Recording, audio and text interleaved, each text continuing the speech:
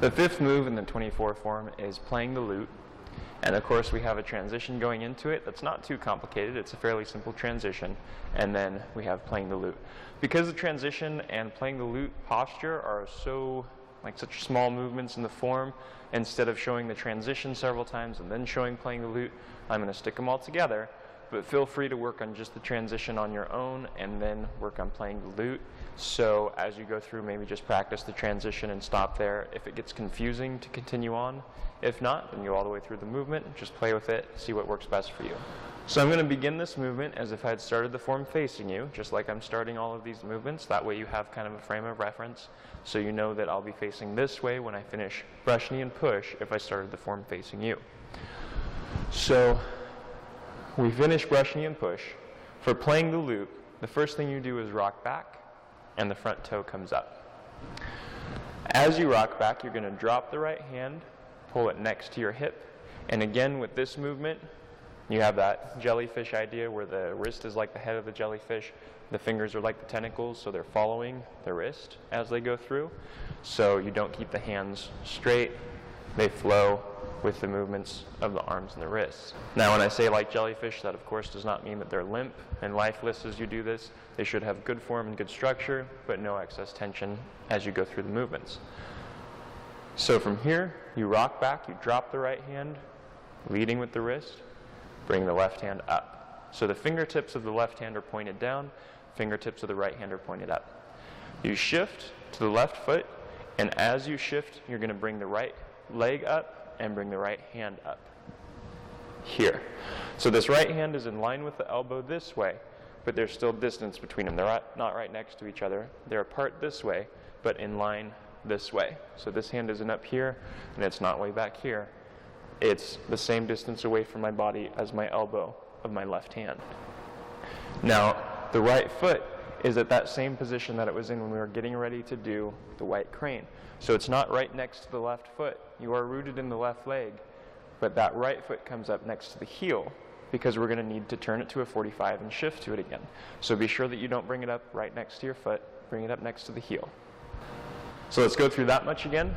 From the last brush, knee, and push, left leg is forward, right hand is forward. Rock back, the right hand drops, the left hand comes up to shoulder height, at least.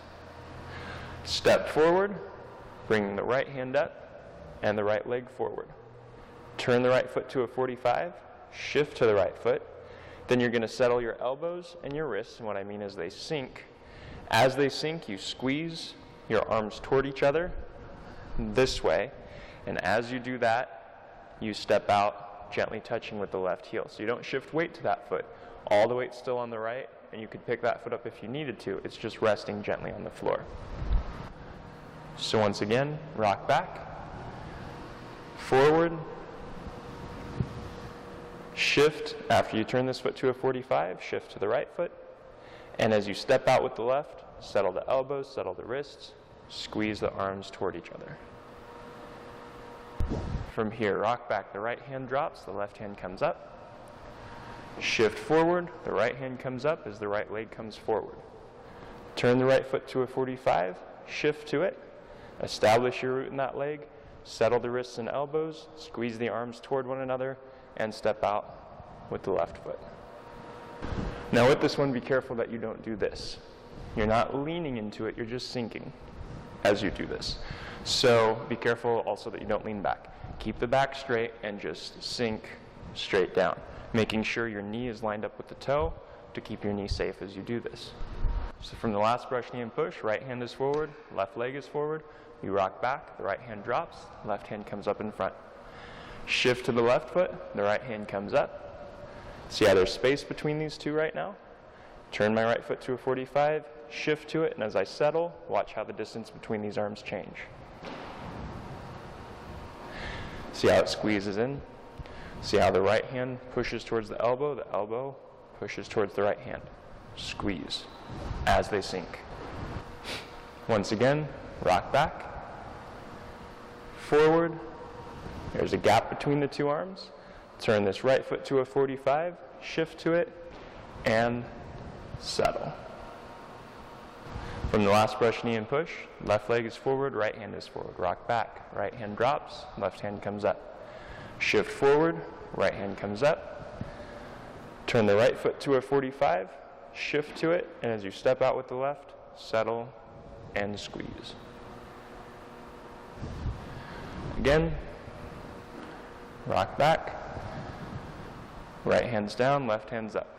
Shift forward, right hand comes up also. Turn the right foot to a 45, shift to it, and settle, stepping out with the left. Last brush knee and push, rock back, left hand comes up as the right hand drops. Come forward, notice how both hands have the fingers pointed down at the end of the transition, here.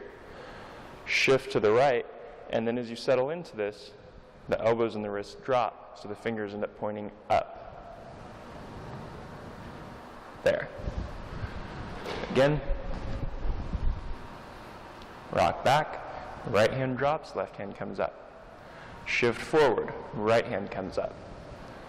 Turn the right foot to a 45, shift to the right foot, settle, squeeze, and step out with the left foot.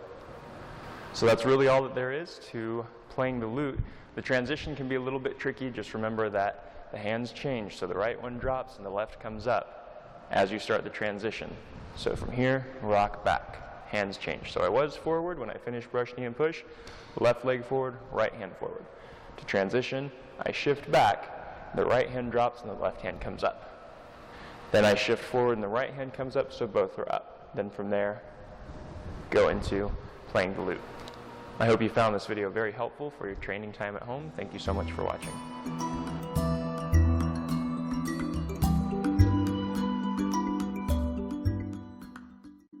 So I want to tell you all about the latest product from the Pure Trim Company. At least this is the latest one as of the time of this filming. It's called Liver Master, and it's basically an herbal blend for your liver. I'll tell you what I've noticed since I've started using it. It's supposed to be used on like a 90-day kind of liver program that you can go on. And what I've noticed is that I sleep better and my energy seems to be a little bit more even through the day instead of having a lot of peaks and valleys. It tends to just kind of carry through. So I don't know if you'll have the same experience, but it might be worth trying out. So you can find out more about Liver Master, what's in it, what it's used for, if you visit the website that's at the bottom of the screen. I hope you try it out, and I hope you learn to love it as much as I do. Check it out, Liver Master.